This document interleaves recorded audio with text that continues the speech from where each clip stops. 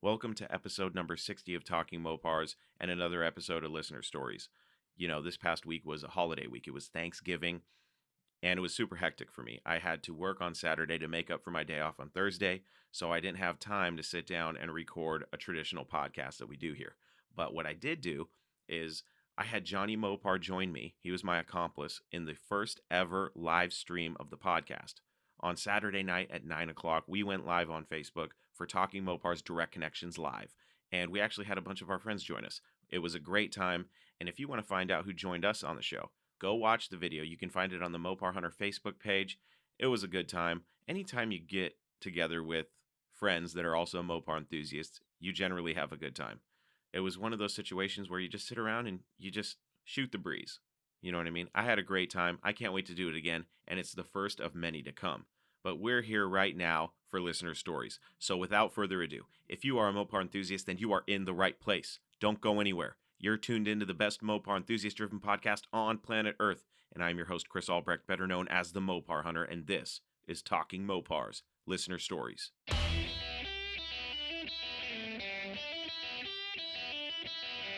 You're listening to Talking Mopars with the Mopar Hunter, your direct connection to all things Mopar.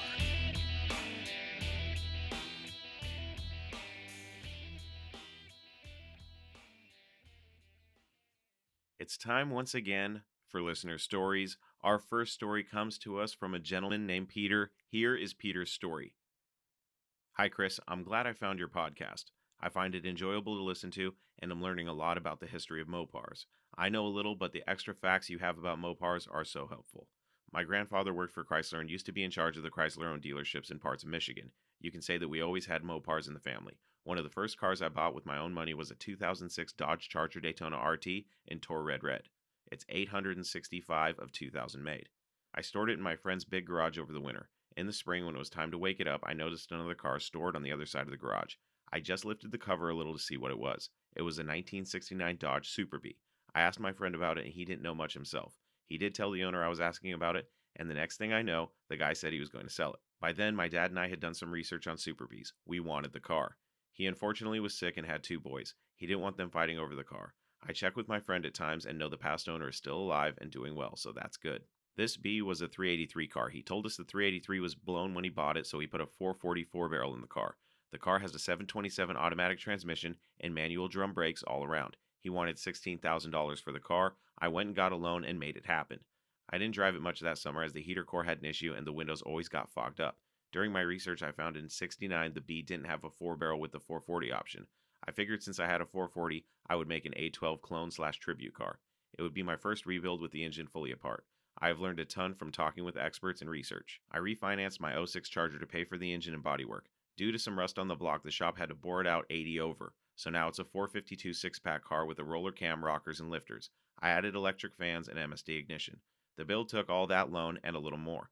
As any extra money comes up, I'm working on upgrades as I can. Mostly now trying to get those 3 carbs dialed in. It was about an 8-year project for me to get it on the road again. It is called a show car a lot, but I drive it as much as I can. Almost feel show car is a negative term with how some people say it. I didn't spend all that money to take it out a few weekends a year. Yes, it's nice looking, and I'll do my best to keep it that way. I'm not afraid of putting the miles on it, though. My son loves riding with me and going to shows. Tells me he's going to have a shop and build cars one day.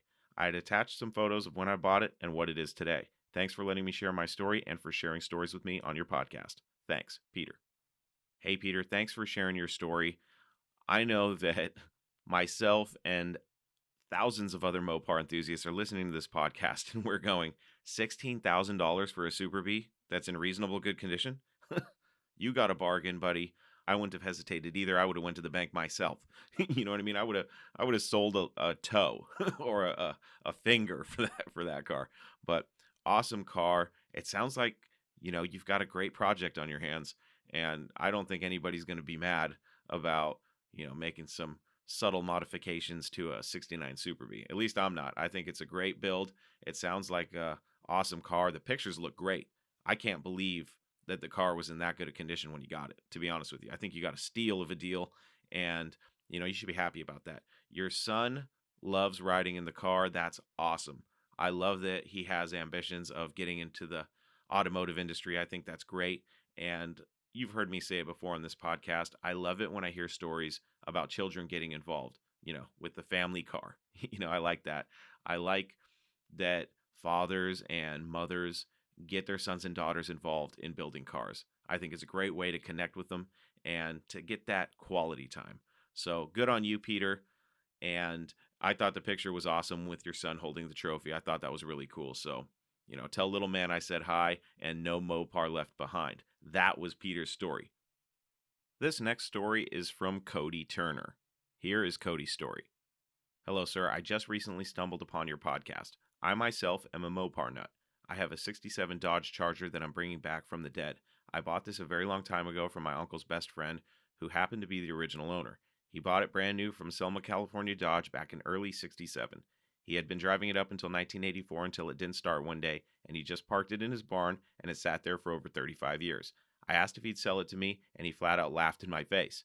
So I saved up $3,000 and went back a year later and asked again if he'd sell it. He took $1,500 for it, and my dream was made reality. But it gets weird. My wife's father was married to the first owner's sister in a previous marriage, and he had driven that car multiple times in the past, and he thought that they had gotten rid of the car when I've had it this entire time. I appreciate your work, and thanks for being a Mopar nut. Hey Cody, thanks for sharing your story with us. A true story of a barn find. A real barn find. A car that was found in a barn. Imagine that. That's awesome, man. I'm happy to hear that after he laughed in your face, you were still able to buy the car. That's awesome. It's crazy, that weird connection that your family has with the car. So that's really cool, man. I'm glad that you have yourself a project car, your dream car. That's awesome. I'm really happy for you. Keep me updated on the project. I think that barn finds are cool, and I don't mind that you called it a barn find, because guess what? You found it in a barn. So that makes your car a real barn find 67 Dodge Charger. That's cool that you can say that and be truthful about it, because a lot of people say they got barn finds, and in reality, they're not barn finds. But that's all subjective to somebody's opinion. And my opinion is, if it's not found in a barn, then you can't call it a barn find. It's debatable, but hey, you have yourself a real barn find. Congratulations. Oh, and by the way, I appreciate this sign of respect, but please don't call me sir. You can call me Chris, buddy. All right? For future reference, the next time you send in a story, just call me Chris. Thanks for sending in your story. This next listener story was sent to us from Pat. And here is Pat's story. Hi, Chris. I recently stumbled upon your podcast, and I love the information I get from listening to it. Currently catching up on the episodes, currently on episode 28 when you had Johnny Mopar on. I was drooling over the classic Chargers he owns. Anyway, wanted to share my story on how I became a Mopar guy. I am Filipino, born in New York, 89, grew up in the Philippines, relocated back to California 6 years ago. I was never into cars before. Started to learn driving age 23. No need back then to learn because we had public transportation back home. Then I learned, relocated, started working, and owned my first ever car, a 2001 Honda Accord. Humble beginnings. When I first got into cars, I was wanting a souped-up Civic. Then my taste grew into domestics. First a Camaro, LOL. Then I dreamt of owning a Shelby 500, LOL. This was brought about by the movie Need for Speed, where the protagonist made a modified GT500, later crashing it and then driving a red Koenigsegg. However, I wanted a performance car that could haul passengers, not a two-door where you had to roll back the front seats to get in the back. I rode in a Beetle before and I hated sitting in the back. Then came the movie John Wick. He owned a 69 Mustang 302 Boss, blah blah, and later on got a black Charger RT. Damn, that car looked sexy. Muscle car with 4 doors. I was hooked. A couple months later, I got into my first Mopar, a 2014 Charger SE. Then these questions came. Why didn't you get the V8? I was like, WTF. Later on, I got my first V8, a 2016 Charger RT. Then I became a prodigal son, traded in for a 2014 Maserati Gilby base. Very, very wrong decision. After 9 months of ownership and driving it for 10,000 miles, metal chunks in the oil after my third oil change, I was crushed. Then finally, I saw this beautiful 2020 Dodge Charger Scat Pack wide body brand new. Took the Maserati in on its last legs probably, but not showing any symptoms yet, then traded it in. I am upside down on the loan, but damn it, I got back into a true Mopar. Although I guess FCA had a hand in making the Gilby, so I guess I never left the Mopar family. Currently have the car for 3 months, put 2,300 miles on it. Straight piped all the way, cold air intake, and making memories. Still want to do plenty to the car, but of course family comes first. But I would have to say the greatest mods I've done to all my cars are kids' car seats. Sharing the experience and joy of driving my cars with my 3-year-old son and 6-month-old daughter whenever I can get a chance. Hope I hear this story one day in your podcast. Thanks. Hey Pat, thanks for sharing your story with us. It's always good to hear about humble beginnings leading you to a really cool car in the end. And hey, those humble beginnings led you to a 2020 Dodge Charger Scat Pack wide body. So you should be happy about that. I'm glad you're a Mopar enthusiast now and that you also include your children in your enthusiasm and in your passion for cars. I think that's awesome. I too am excited to share my enthusiasm and my passion for cars with my daughter. I'm going to do everything in my power to influence her to love Mopars. So I love hearing stories about parents sharing their love of Mopars with their kids, as I've said before in the past. So good on you, buddy. Thanks for sending in your story. This next listener story comes to us from Steve in Modesto, California. Here is Steve's story. Hi, Chris. My story, or perhaps obsession, began in the late 90s, sometime around my senior year in high school. I have a good friend that was given a 1970 Dodge Coronet convertible RT clone by a close family member. With a big block 440 and finished in panther pink, I was sold on the greatness that is Mopar muscle. I then began the hunt for my own project. Within a year, I was able to find my first Mopar, a 1969 Dodge Charger with a 318 and an automatic transmission. Definitely a project level car, thrashed interior, thrashed exterior, but complete. Much to my parents' disapproval, I traded my current car, a fully running and driving 1964 Ford Galaxy 500, to the Charger's owner straight across. I then started buying up parts as much as my $10 an hour construction job could afford. Living at home with my parents helped, and I was able to acquire a 440 of my own and get it to about 90% finished. I wanted a beast of an engine, so I went with a Mopar Performance 590 solid lifter cam, Keith Black pistons, and a forged crank. Sadly, I never had the Charger on the road and eventually ended up selling the body to a friend for a steal $1,200 when I was out of work and had bills to pay. I still want to kick myself for ever letting it go, but find that now later in life I'm in a much better place. I now have a small herd of Mopars in the stable at home. My primary fun car, a plum crazy 1973 Dodge Challenger, sports a big block 440, aluminum heads, and currently topped off with the atomic EFI system. We also have a 1969 Dodge D100 Sweepline and a 2019 Dodge Durango RT. We are definitely a Mopar household nowadays. I still have the 440 from my teenage years and have been contemplating dropping it into my Swepty, but we will see where the future takes us. In my spare time, I still enjoy wrenching on the old cars and finding more local enthusiasts here in my hometown. I run a little Instagram account, at Mopars of Modesto, where I catalog any of the cool, unique Mopars I find around my city of Modesto, California. Being the birthplace of American graffiti, you can only imagine the vastness of classics to find. Feel free to check us out and keep putting out great shows. Thanks. Steve in Modesto, California. Hey, Steve, thanks for sending in your story. Man, the ones that get away. Am I right? You know what I mean? It's always the ones that get away that leave that hole in our hearts. But I'm happy to hear that you now have a small herd of Mopars to hopefully make up for the one that you lost so long ago. You know, $1,200 for a Charger. Good luck finding that these days. It's hard to find any reasonably priced Chargers, unless your name is Johnny Mopar. You know what I mean? I think it's cool that you still have that 440 from your Charger and that you're contemplating putting in your D100. I think that's great. I think you should do it. A big block D100 is always cool in my book. And Steve, I do enjoy your Instagram account. So anybody out there that listens to this show and is on Instagram, go find at Mopars of Modesto and give Steve a follow. All right?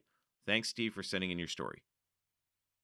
Our next listener story comes to us from Down Under, our buddy Ross from Australia. Here is Ross's story. Hey, Chris, I sent you a Craigslist Tucson posting of a 73 Dodge Dart 4-door. Think they're called a Dodge Custom. Listed for $6,000. Man, offer the dude 5 and happy days, I reckon. Can you please explain to your listeners, particularly the overseas folk, why 4-door Mopars are worth sweet FA?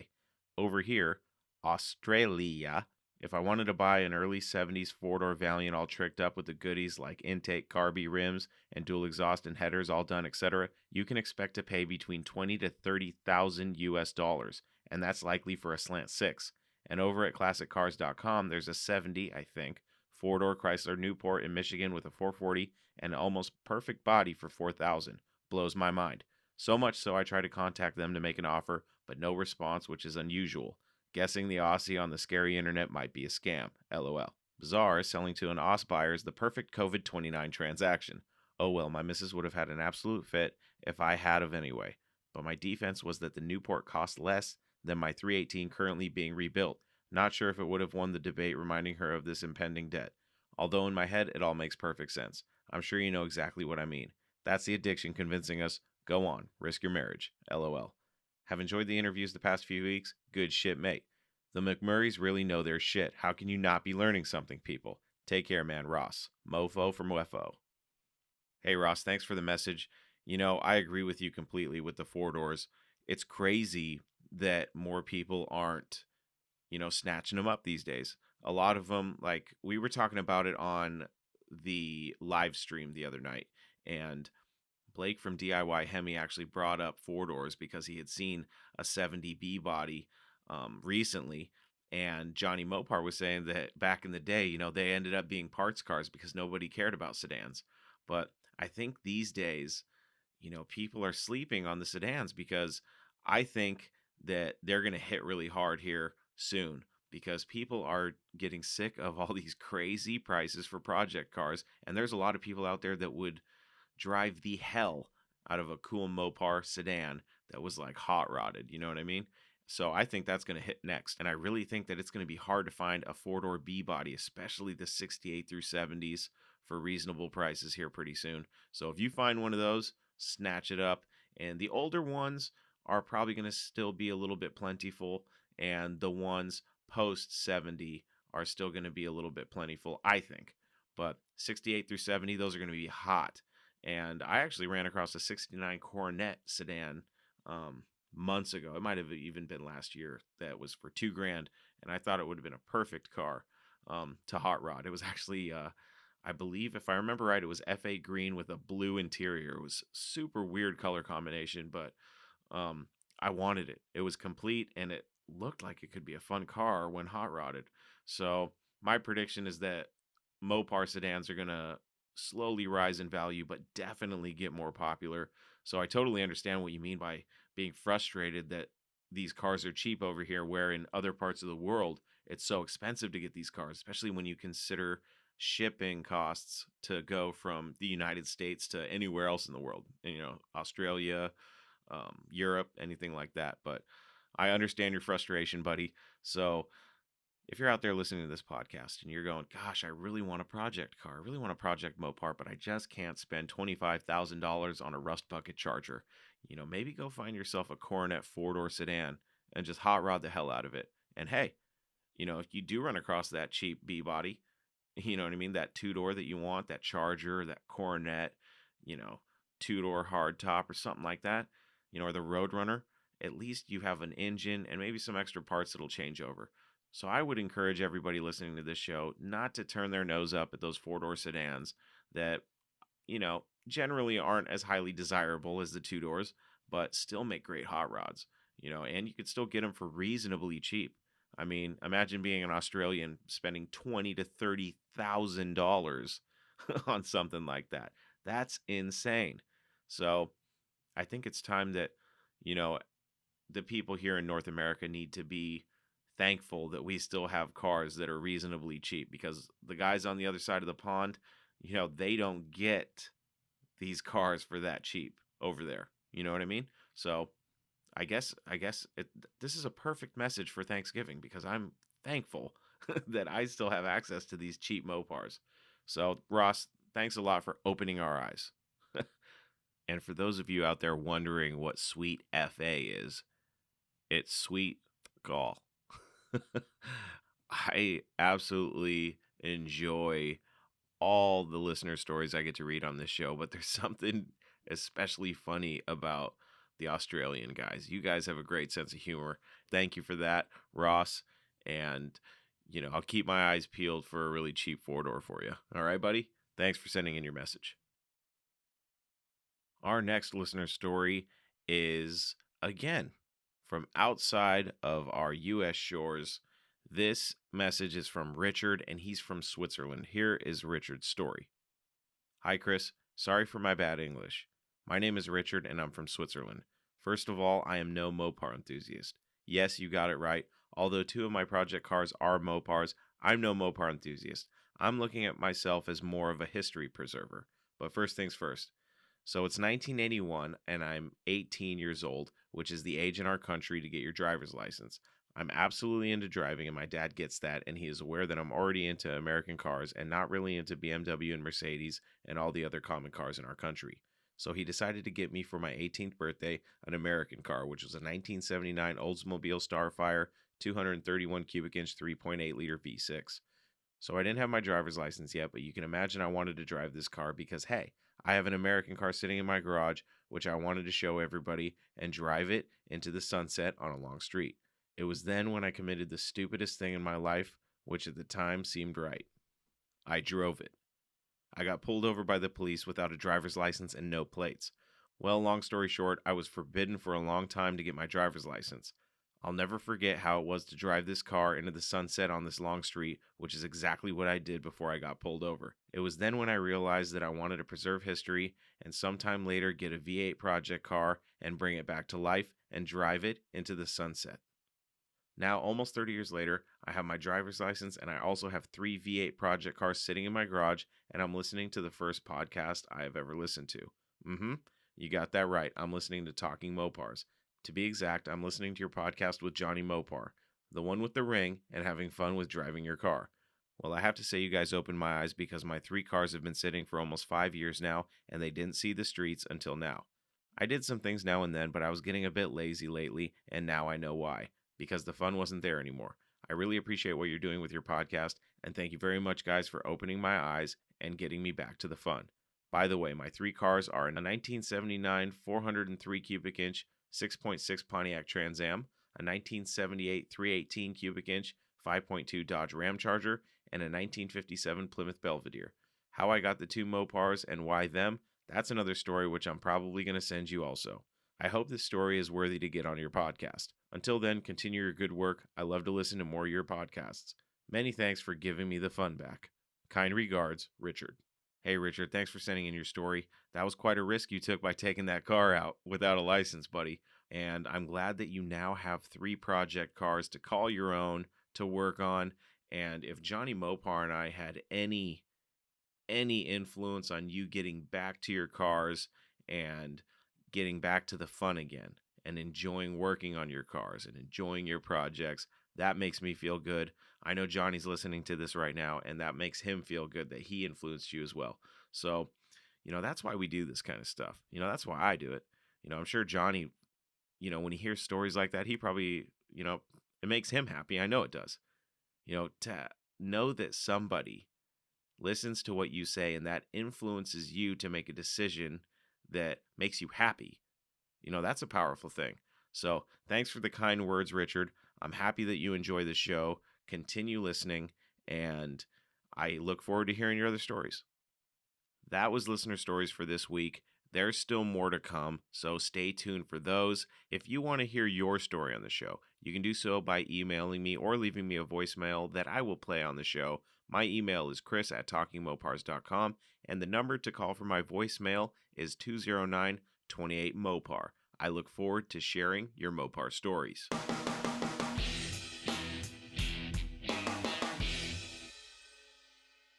There you have it, my friends. Another episode of Talking Mopars is in the books.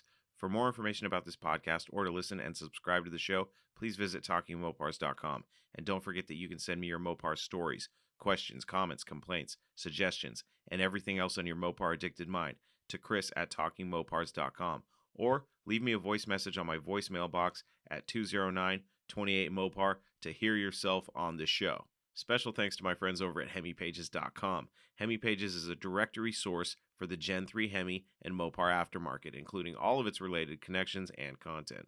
They are also the brains behind the Build Mopar Community Project car, which is a 1968 Dodge Dart Superstock Tribute car powered by a Gen 3 426 cubic inch supercharged Hemi called the Dart Pack. For more info on the Dart Pack and how you can participate in this project, and to check out the directory, visit HemiPages.com. It's definitely a place that I frequently visit, and I have it bookmarked on my favorites list, and you should too. And last, but most certainly not least, thank you also to my buddies over at DIYHemi.com. They are another company run by Mopar enthusiasts that are also bookmarked on my favorites list. If you're like me, you love classic Mopars and modern Mopars too. Now you can have the best of both worlds by combining the styling of the past with the power and technology of the future by swapping in a modern Gen 3 Hemi into your classic Mopar.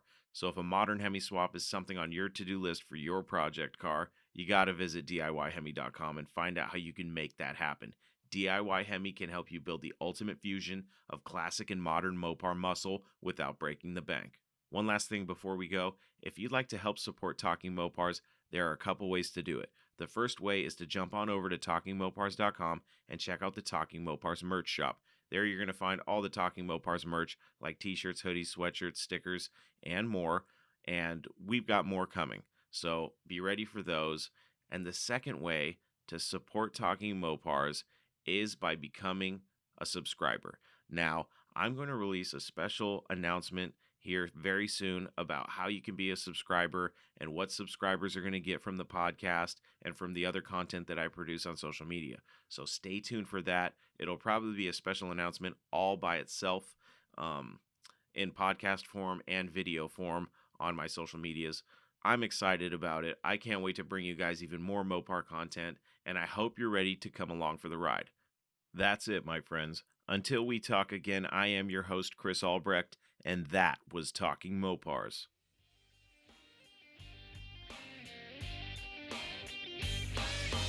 Thank you for listening to Talking Mopars, your direct connection to all things Mopar. Until next time, remember, no Mopar left behind.